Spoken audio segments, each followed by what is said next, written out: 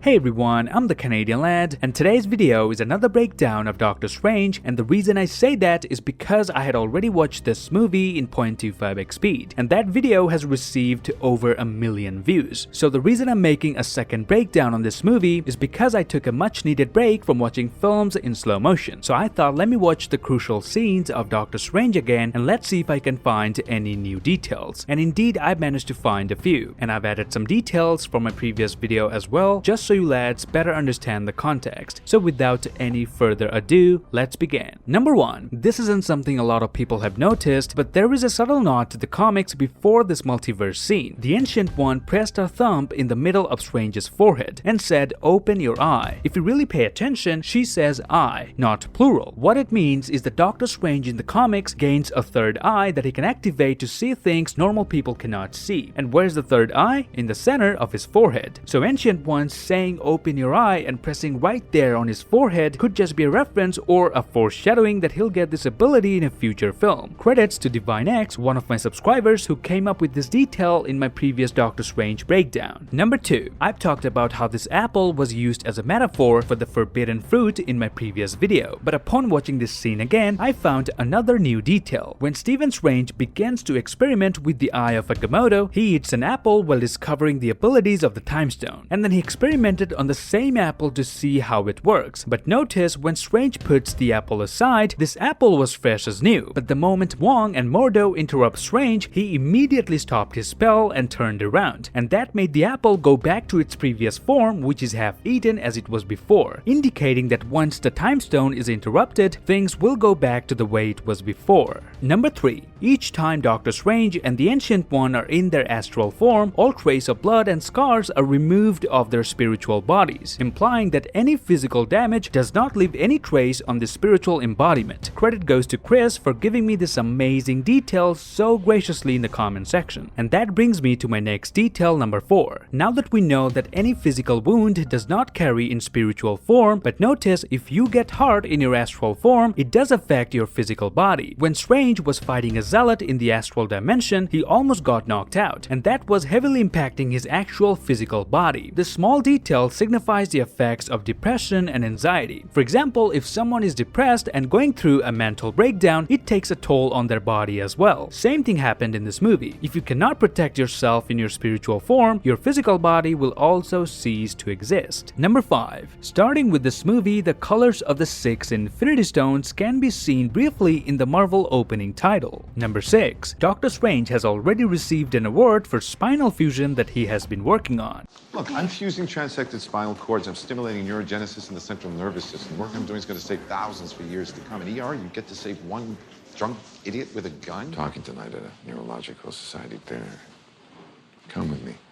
Just before he gets ready for his speech at a neurological society dinner, we get a quick glimpse at the award that proves that he has already been recognized for his work in this field. Number 7. Ancient One's hoodie covering a huge spoiler at the beginning of the film. The movie begins by showing Caecilius killing the librarian and stealing a page from the Book of Cagliostro. He and his disciples are then confronted by Ancient One, but notice she never takes off her hoodie. It's because anyone who is actively drawing power from the dark dimension gets a mystic symbol on their forehead. And while inside the mirror dimension, Ancient One was indeed drawing power from the dark dimension. Therefore, she must have had a similar symbol on her forehead, but we don't get to see it because of the hoodie. And that's why Caecilius called Ancient One a hypocrite, because she herself draws power from the dark dimension despite fighting against it. Number 8. A close-up of Stephen's watch reveals that the timepiece was set to Tuesday, February 2 at just a little over 5:15. This seems to indicate that his car crash, which would have likely stopped the watch, took place on Groundhog Day. This is a nod at Bill Murray's 1993 film Groundhog Day, which features a time loop similar to the one that Doctor Strange executes in his battle against Dormammu at the end of the film. This is probably one of the best Easter eggs in the movie that foreshadowed the ending of the film. Number 9. On the phone call just before Strange's car crash, his colleague Billy is naming out patients Strange could take on. The first one he refers is an Air Force colonel who has crushed his lower spine. I've got a 35-year-old Air Force colonel,